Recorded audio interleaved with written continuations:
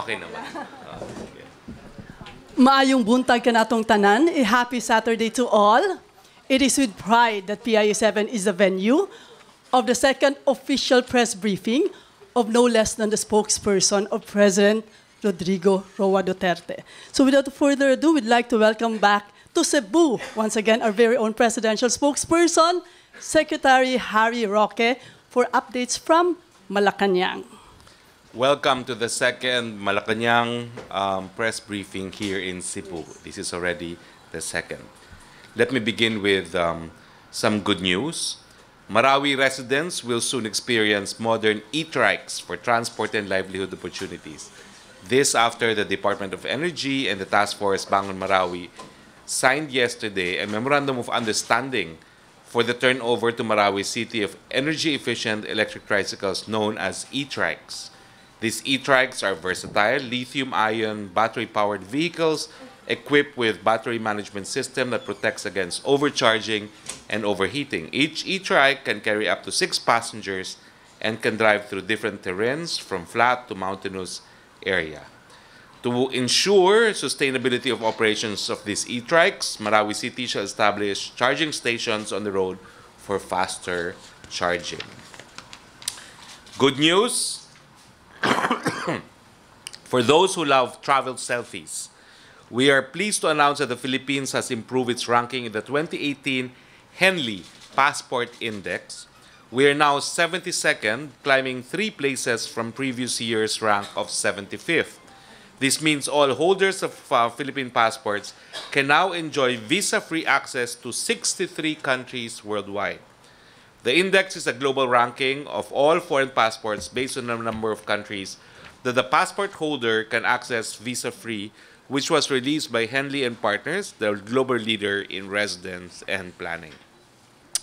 We are assuring everyone that our people at the Department of Foreign Affairs will continue to look towards securing visa-free access of Filipinos to more countries. Now, I know that there's been, let me continue first with the good news. We have rolled out driver's licenses with 5-year validity in Region 7. We're pleased to inform everyone that license cards with 5-year validity for transactions from November 2, 2016 to present are now available for release. 8 field offices at the LTO in Region 7 have already started releasing the cards since January 3, 2018. Following offices in Cebu Province are City Licensing Center, Talisay City Extension Office, Carcar District Office, Toledo City District Office, Danao City District Office, and Lapu-Lapu City Extension Office. We also have Bayawan City District Office and DLRO Robinsons Dumaguete City in Negros Oriental. Please take note that the releasing of cards is from Mondays to Fridays at 8 to 5 for both current transactions of the day and backlog, and every Saturday from 8 to 5 to cater backlog printing only. Personal appearance of a client is a must. He or she must present his or her original official receipt license transaction or temporary driver's license. Due to the volume of transactions and for claimants who cannot be served on the day, the claimants are listed. They are then given the schedule as to when to come back, priority number, and form to pick up. Now, let me give you a few statements on passport application, knowing that there's been a backlog in the grant of passport appointments, no? Of course, we understand the frustration of our kababayans, and the government, that through the Department of Foreign Affairs, is exerting efforts now to improve passport application, no? Now, at yesterday's launch of the Philippine passports with 10-year validity, the Department of Foreign Affairs announced that it has made and is planning several improvements in its passport system, no? This will include further streamlining the process of passport application, improvement in the online appointment system, opening of more passport slots to the public, 230,000 additional slots from August to December 2017 through the following: cancellation of 50,000 bogus appointments, increased capacity of DFA Asiana from 1,900 to 3,300 through the addition of data capturing machines and personnel, and removal of 1,200 slots in the DFA ASEANA previously reserved for travel agencies. Opening of additional consular offices outside Metro Manila, deployment of passport on wheels vehicles starting January 28 to decongest the consular offices in Metro Manila. Continued deployment of weekly mobile passporting services in key locations nationwide, and working towards the implementation of an e-payment system. Strict implementation of the courtesy lane for those who are entitled to it by law, senior citizens and one companion, persons with disabilities, children below 7 years old with parents and siblings, and visibly pregnant women. Availability of OFW lane for OFWs with sufficient status, proof of status, such as e-Dole card, valid employment contract, work visa, including those who will be working abroad for the first time. Reduction of the automated fingerprint identification system backlog from 33,000 to 0. And finally, this is on the Social Weather Station survey on revolutionary government. No? The President has said that he does not want a revolutionary government, but this does not mean he would prevent citizens from expressing their support to the revolutionary government. As we can see from the latest SWS survey, our people are divided on revolutionary government, with 39% saying they disagreed, 31% agreed, and 30% undecided about the issue. The President has time and again said he mentioned the revolutionary government only in the context of kapag naghihingalo na ang Republika. So I open the floor now to your questions, please. Who would like to ask the first question? We also have questions here from Malacanang Press Corps, which I will ask later on. Okay, go ahead. The e-trike budget, sir, will you be expanding these to other areas? Well, right now, of course, it is the DOE's policies to encourage the use of e-vehicles. No? Under the train, we have also provided for zero excise tax for electric vehicles because this is obviously sustainable, no? And is friendly to the environment. So yes, I would say that the use of e-trikes will be expanded beyond Marawi. Can you give us specifics here? I know specifics yet because the DOE would know more of the specifics. EBS? Hello. Sir, could we know if Malacanang has called a courtesy call to Helen Lim, the owner of NCC Mart in Davao? I am not cognizant, no, of whether or not Helen Lim has had a courtesy call, but I will check. Okay, Sec, I have here questions from Malacanang Press Corps. First is from Leila. Good morning. Question ko, does Malacanang approve of the OSG's move to withhold drug war records from the SC? What can it say about the observation that the Solgen's decision strengthens the view that the police or the admin have something to hide? If the reports will just be for the court's consumption, will these jeopardize future police operations? Why can't the Solgen just redact sensitive info and then provide the reports to the SC? Thank you. The Solicitor General is a statutory counsel of the Republic. We respect decision of the Solgen in this regard, as in fact we respect the Solgen's positions on legal matters that it is defending the Republic pending in any court. So we defer to the decision of the Solicitor General, our counsel. Second question, sir, is from Deo. Hindi ba masyadong magarbo ang birthday celebration ni House Speaker Pantaleon Alvarez? Balita namin ay week-long celebration ito. Hindi po ba dapat nagpapakita ng modesty ang mga politiko, lalo't maraming Pilipino marin ang hindi nakakain ng 3 beses isang araw? I was in the birthday party of the Speaker. It was in the City Hall of Tagum. I don't think it can be described as magarbo, no, because he only availed of the physical facilities of the City Hall of Tagum. And I can tell you it was a very simple menu. So on the contrary, yes, there were quite a number of individuals invited given his stature. He had to invite his colleagues in Congress. He had to invite, of course, people in government. But more importantly, he had to invite his constituents. That's why there were quite a number of individuals. But very simple in terms of program and in terms of menu. Look at ABS. In relation to this sec, in relation to this sec, may we know, may pinag-usapan ba sila ni President? Wala naman po. It was a very casual, laid-back affair. We arrived at around 7, and I believe the President left shortly after or shortly before 11. Irene, can you use the mic, please? There's a report that Davao-based company is going into a joint venture with another telecommunications company which is based in China. How would this factor into the search for the third telco player in the country? Well, you see, what I do have personal knowledge of is the fact that the President offered the third telecoms carrier to China, and China has in turn elected China Telecoms, no? But I understand there could be a fourth, there could be a fifth, there could be a sixth. I do not know beyond the fact that there will be a third telecoms player. CDN, Ador, you have any question? Michelle? The Freeman? Sir, good morning. This train, sir, when this will be fully implemented, considering that especially the transport group, they are now preparing for a petition for fare increases because according to them, once train the excise tax on fuel took effect, they will immediately file a fare increase. Well, that's within their right. That's pursuant to the law. And that's the procedure that jeepney operators cannot impose unilaterally hike in fare. No?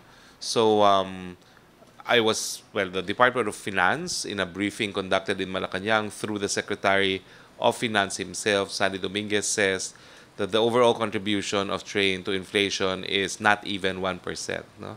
So I believe that the LTFRB will be in a better position and is the legal agency that will decide whether or not there should be a fair hike as a result of train. On that issue, the Department of Finance indeed has said that only minimal impact on the prices of goods and services. But actually, sir, what we experience even here in Cebu, like a small bottle of a soft drink, a popular soft drink here, has already increased by 3 pesos even before early this year. So, and other businessmen even has been complaining about increase in the supplies of the raw materials. So well, number one, the tax on sugar-based soft drinks was actually praised by the WHO as a means of promoting public health, no? Because it will discourage the drinking of very sweet soft drinks. No? In some public schools, they're not even allowed to sell soft drinks to our children. No? So in that sense, train will raise revenues from products which we consider as not being too healthy and at the same time promoting the public health. But I underscore the fact that most of the basics, basic commodities, even if they were levied additional excise tax, no, it was at a minimum level. But the concern of the consumers, sir, is some unscrupulous businessmen may use train as a reason for imposing undue increase in prices. Ay, isumbong po natin yan sa DTI because meron pong linalabag na batas kapag sila nagsasamantala sa pagtaas ng presyo at sinisisi sa train, hindi naman pala napupunta sa gobyerno. No? Yan po ay pinagbabawal at pinapatawan po ng parusa. Uulitin ko po, ang train ay nakakabuti dahil unang-una yung mga kumikita po ng 250,000 pababa, hindi na po magbabayad ng buwis. At yung mga kumikita ng mas mataas na 250, mas maliit po ang babayaran nilang buwis kesa sa sistema ng nakaraan. We go to the third question from Malacanang Press Corps, from Leila, sir.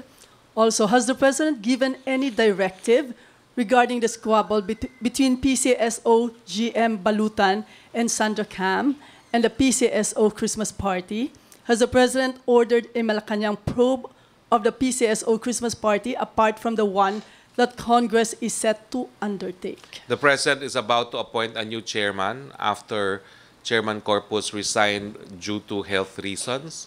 What I do know is he has tasked, or he will task the new chairman to make sure that all squabbles within PCSO will be settled. Also, sir, from Henry, tumaas na ang sweldo ng mga pulis at sundalo.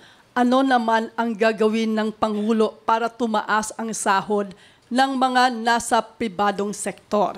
Hindi ba niya hihilingin sa Kongreso na isa batas na ang matagal nang hinihinging across the board wage increase? Meron po tayo ngayong sistema na regional wage boards.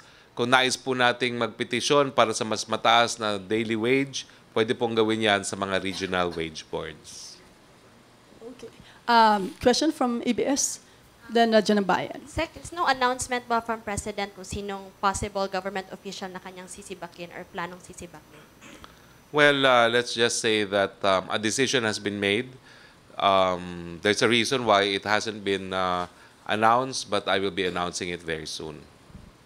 Radyo Pilipinas, Annabelle. Next Then we week. go to Michelle. Yes. A teacher had just texted me, sir. He was asking on your reaction regarding the statement of Secretary Jokno that teacher's salary is not a priority. Well, as far as the President is concerned, he has tasked all workers, his co-workers in government, to find means and ways to increase the salary of teachers. Sir, Michelle? another question.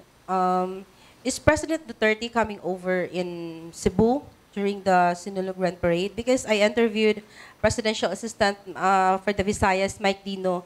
He said that the President is not coming over due to prior commitments. But pwedeng magbago yun. Is there any update on that? I think Secretary Dino knows better than me.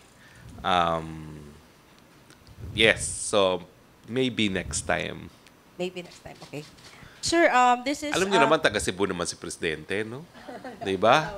So, taga Danau man ang ating Presidente. So, I'm sure it's a matter of time. Sir, this is a different issue ba? This is for your information. The Cebu media has been bombarded with the Cebu Flash Report website. Obviously, this is a pro-Duterte Facebook page. But unfortunately, this page usually steals stories from us. They don't attribute yung mga ninakaw nila ng mga balita, mga photos. Is there a way to really unmask the people behind this? Because we receive reports that some government employees are behind this website, and it is such a shame that Duterte supporters are into this kind of page ba? Spreading fake news, ninakaw yung mga sulat namin, yung mga photos namin. Is there a way to really unmask them? Because they're really giving us so much headache. Well, una-una po, ang internet po ay isang physical manifestation ng free marketplace of ideas na sa isa-isang demokrasya ay pinalalago po talaga natin itong free marketplace of ideas. Pero kung meron po mga karapatan na nalalabag, pwede naman po kayo magsumbong sa ating kapulisan at sa NBI. Meron naman po tayong cyber crime prevention law at meron po tayong mga law na nagpo-protect against copyright infringement kasi yung mga sinusulat nyo po is covered by copyright. No? So may mga pamamaraan po na matrace at least kung saan yung DNS na identification nila at malalaman natin kahit paano kung saan nagmumula yung mga transmission ng internet na yan na panimula para malaman who is behind it. So pwede naman po kayo pumunta sa mga police o kaya sa NBI. Mas mabuti po siguro sa NBI dahil meron silang mas specific na kakayahan. No? Meron silang cyber desk, no? Sa National Bureau of Investigation. Actually, Cyber sir, crimes desk. Actually, sir, yung police, yung PNP, cybercrime, nag-investigate na sila when this site nag-issue ng, nag-post na regarding bomb scare. hindi sila nag-file. They have identified the people and yet they failed to file a case against these people. Well, any citizen can file, no, if there's really basis under the Cybercrimes Prevention Act. So it's better for us to go to NBI. Well, hindi ko pa alam. Pareho naman pong police enforcement agency yan. Pero kung nakuha na ng police ang ebidensya, dapat siguro gamitin niya yung ebidensyang yun. Sir, can we assured of na tutulong ka, sir? Kasi mahirap, sir eh. Parami ng parami po ang aking katungkulan. I'm a spokesperson po. I could help siguro in some other capacity, but right now my priority is to become the president's spokesperson. Follow up lang sir doon sa yung mayroong istibakin ng mga empleyado ng pamahalaan. But you mentioned during a press con that local executives will be among those who will be affected. So meron na po bang case na being taken up by... Wala pa po akong alam pagdating sa mga lokal na pamahalaan. Pero it will be pursued, sir, that angle? Yes, he has said so. Manila Bulletin, Ma'am Mines. Good morning, sir, from Manila Bulletin. Yes, ma'am. The PCOO has been going around the country to organize the PCO Net, a network of information officers all over the country. And in fact, there will be a national conference in Davao next month to push for the regularization into plantilla, the IO positions of information officers, which has been a problem ever since. And they are the partners of government information. So what can you comment on this? Well, I think we welcome the initiative of the PCOO to create information officers. And I also note that the PCOO has also been strengthening its network in the PIA, no, the Philippine Information Agency. And this is because of the recognition that the people have access to information, and that there's also an importance as far as public policy is concerned, no, to tell the people what government is doing for them, and also achieving a form of a system, a communication system where people can address their concerns directly to government through these initiatives.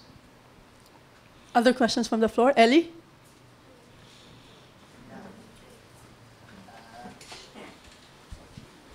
So, dadagdagan ko lang yung kay Mitchell kanina.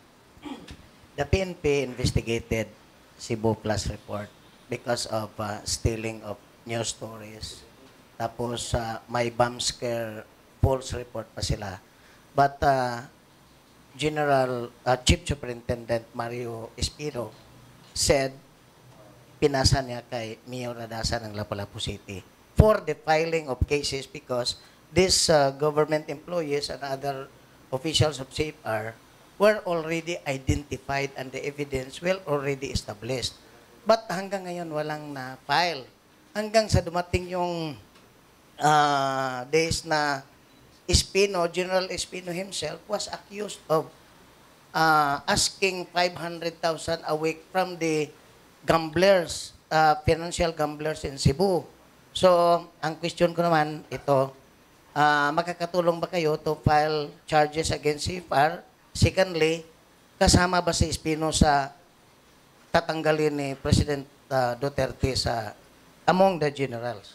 Hindi ko pa po alam kung sino tatanggalin ng mga general, pero sasabihin ko po dun sa aking mga kasama ngayong co-workers in government, perhaps I will bring this matter up to the attention of General Bato. That's the only thing I can do.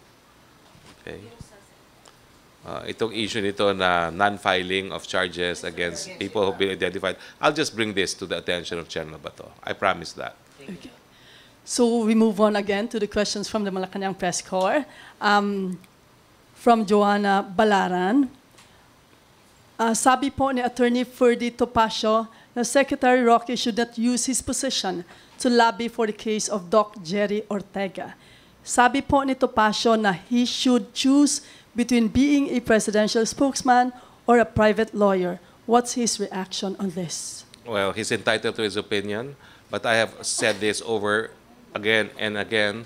The president is the chief implementer of the law.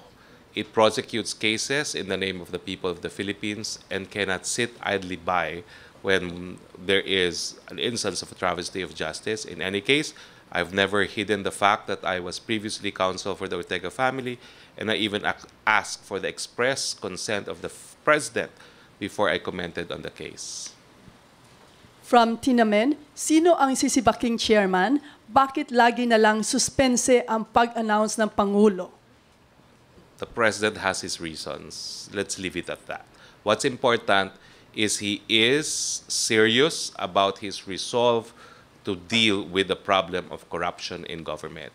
Uulitin ko po ang panawagan, yung mga gusto magbiyahe, gusto yumaman, umalis na po ko ng gobyerno, pumunta na kayo sa pribadong sektor dahil hindi po huhupa ang kampanya ni Presidente laban sa korupsyon. From the same reporter, sir, some senators and teachers groups are criticizing DBM Secretary Jokno for not prioritizing the increase of teachers this year. Any comment from the palace? The president has ordered his secretaries to find ways and means to increase the salaries of teachers, no, at the soonest time possible. That's proof that the president has given priority to the interests of our public school teachers. Other questions from our local media? Sir Ellie, Sunstar. Sir, in relation to build projects of the president, I understand that there is what they call Nisibula, Negros, Cebu, Bohol, Liti, of which Duterte administration will build bridges connecting these islands, Nisibula. Do you have an idea of when can they start, especially in the bidding process? Hindi ko alam yung detalye, no? Pero isang alam po ang alam ko na talagang sisimulan na yung bridge na nagko-connect sa Iloilo sa Guimaras, no? The people are excited about that. And they're also talking about a bridge that possibly would connect Cebu with other outlying islands, no? But these are major infrastructure projects that committed by the president, and some of it already comprise build, but as to the details, I'm sorry, I'm not able to address your specific concerns on which of these projects are already included in the 2018 budget. Okay. Maraming excited dito, sir. Kasi if you can build the Cordoba-Cebu, Hitapi-Bohol Bridge, even if signal number 1 on typhoon, there will be no more passengers stranded. Because at present, if there is typhoon number 1, wala nang makabiyahe na barko. But if there is a bridge, tuloy-tuloy ang takbo. Saan po yung bridge? Cordoba-Cebu, Hitapi-Bohol Bridge. Yes, I think that's one of the priorities too, to connect Bohol with Cebu. Yes. I see. Next question, what happened to your plan of organizing media groups in Cebu and other parts of the country? We are interested because I am the president of all reporters in Cebu, radio, TV, newspaper, under Cebu Federation of Beat Journalists. Perhaps we can help PIA in creating these groups for the purpose of informing properly to the people. We welcome that initiative po, no? As in fact, that's why we're conducting press briefings outside of Metro Manila. It's also our way of helping media organize itself, because we recognize that media is a partner of government in delivering good news and bad news to the people. Thank you very much, Ellie. Other questions from the floor from our Irene? Secretary, the Defense Secretary Lorenzana has been complaining about structures being built by China in Spratly Island. So what is the official position of the government regarding that? I'm the presidential spokesperson. I think I have said it over and over again. The general thrust is to rely on the principle of good faith. The scope of this principle of good faith is in China's commitment not to reclaim new areas or not to build new artificial islands. And so far, we believe that there has not been any reason why we should doubt China's good faith on the building, on its commitment to desist from making new reclamations or from building new islands. So what about the survey requested by a China survey for our Philippine Sea, sir? I do not know what survey you are referring to, ma'am. There's approved daw ng DFA yung magso-survey. But that hasn't anything to do with the Not with the West Philippine Sea. No, That's sir. Benham Rice. Yes. Well, yesterday I said, because we have sovereign rights over Benham Rice, since it was awarded to us as an extended continental shelf, we have the right to exclusively explore, exploit, and even conduct scientific research. But the exclusive right means that we can also consent if foreigners would want to do it. For as long as we consent, it will be legal. And the Secretary of Foreign Affairs has said that the same rules will apply to any country that wants to conduct research in Benham Rice.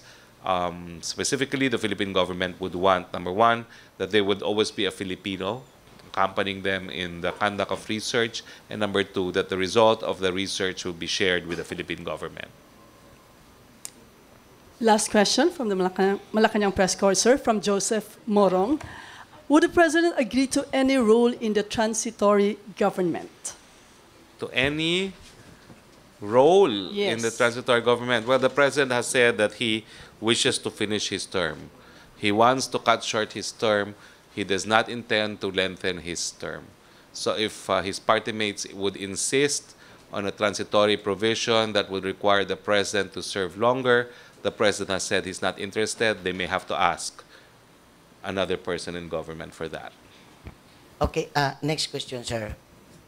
Benji Oliva, the administrator of Cooperative Development Authority under the Office of the President, told me that by January 15, Congress will start debating federalism because the Committee on Constitutional Amendments already approved in the committee level of federalism. So they will debate on whether to convert the House of Representatives and the Senate to be as Constituent Assembly. Is it true that Congress will start debating federalism on January 15? They have been studying federalism. They have given federalism the highest priority in both chambers of Congress. And the latest development is Senator Lacson saying that the Senate will pass a resolution converting itself into a constituent assembly. So apparently, the Senate will even go ahead and deliberate proposed revisions to accommodate a federal form of government. So there will be conversion of General Assembly in the lower house and another in the upper house. That's what, well, I'm judging only from what Senator Lacson has said, that he will file a resolution convening the Senate into a constituent assembly. So it's really at play. It is being accorded the highest priority by both houses of Congress. And of course, we appreciate the efforts of both houses of Congress in this regard because the shift to a federal form of government is a major campaign promise of the President. Is it true that the time frame is idungan sa barangay election ang ratification of the federalism? Well, anything is possible. If they can finish as early as that time, why not? No? So that we can schedule the plebiscite, no, together with the barangay elections. But we're really talking of May of 2018, and it is January of 2018 already. Last question, sir. I was told that ABS-CBN filed renewal of franchise because its franchise will expire ngayong March 2019. At yung filing hanggang sa committee, hanggang sa receiving area lang raw. I do not know what you are referring to kasi franchise are never applied for. It is granted by Congress. Yeah. So there has to be a House bill proposing the extension. So it is ABS-CBN that is not applying for it. There has to be a sponsor in the House to sponsor a House bill to renew the franchise of ABS-CBN. So ABS-CBN filed it, but I do not know if ABS-CBN can file it because only a member of Congress can file it yes. in the form of a House bill. So until now, nobody wants to I'm not file. sure, but I am not sure if there's already a pending House bill. I used to sit in the Committee on Franchises, and I do not recall now if ABS-CBN has actually filed. Okay. Sir, Michelle? how is possible the no election scenario for barangay and the 2018 election? That's up to Congress, because Congress is the one that schedules and appropriates funds for the barangay elections. What about the 2019 senatorial election? That's a constitutional provision. So Okay. that's not up to Congress. The Constitution says there will be elections in May of 2019. So it's not under the discretion of Congress. Okay, sir. Bombo, you have any question? Good morning. Tanong ko lang, sir, kasi sinasabing mag-relaunch yung Oplan Tokhang this January. Kung positive, so ano yung assurance ng ating Malacanang in relation sa ating kapulisan na less bloody, less human rights violation? Well, PNP has said so. PNP, if it does revive Tokhang, will be under the overall direction of the PIDEA that continues to have the lead. And of course, we have pending petitions that were granted by the Supreme Court on writs of amparo on Tokhang. There's one in Payatas, if I'm not mistaken, and 2 more petitions that are being heard by the court. Simply put, the PNP will have to live with these rulings of the Supreme Court. Ano yung magagawa, sir, sa Malacanang in relation? May mga anti-drug council officer na sasabi na parang na kulang lang siguro ng pag-push yung community-based rehabilitation, kaya maraming bumabalik at either na kukulong, napapatay sa due to drugs. Well, as you know, it's the rehabilitation of drug users is a major priority. The DOH is acting on this.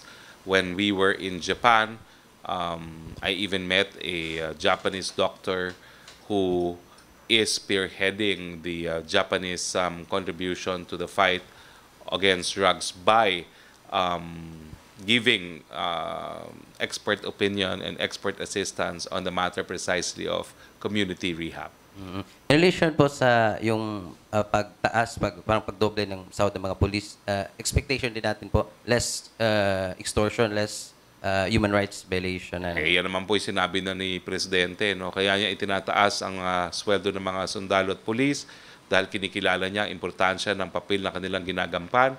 Pero at the same time, alam din niya na maraming mga nag-extort na mga pulis, eh siguro namang disente na, ngayong disente na ang kanilang mga sweldo, eh magiging mas professional din ang ating mga men in uniform. Although they are already very professional. Pero yung mga tiwali, ang mensahe is, ayan ang suporta ng gobyerno, mag-ayos na kayo. Konti lang naman yung mga tiwaling yan. Ador of Cebu Daily News. Morning po. Sir, we'd just like to get your reaction yung sinabi ni CPCP President Romulo Valles that they are open to a dialogue with the President. I don't know how it would go. Well, the President always listens to all Filipinos, including the church. And I think the President would even be more interested to listen to the CPCP now that the head of the CPCP is from his own home city. I met him in the airplane 2 days ago on the way to Davao. Gladys, UNTV. Other questions from the floor? It's almost 12. All Okay. concerns have been exhausted. Before we wind up our press briefing, we'd just like to acknowledge the presence of our pretty Assistant Secretary of PCOO, Asek Queenie Rodolfo at the Yes. back, in black. Asek Queenie. Okay. So at this point in time, we'd like to ask for the closing statement of Secretary Roque. Well, I'd like to thank again the people of Cebu for hosting this Palace briefing. We committed that Palace will be stronger and closer to the people, and this is by way of fulfilling our promise. So mayong buntag sa inyong tanan. So in behalf of PIA and all other PCO-attached agencies, daghang salamat sa inyong pag-anhi, and definitely it won't be the second and last time that the presidential spokesperson will personally interact with you. So maayong udto ka natong tanan. Thank you very much. Thank you, thank you.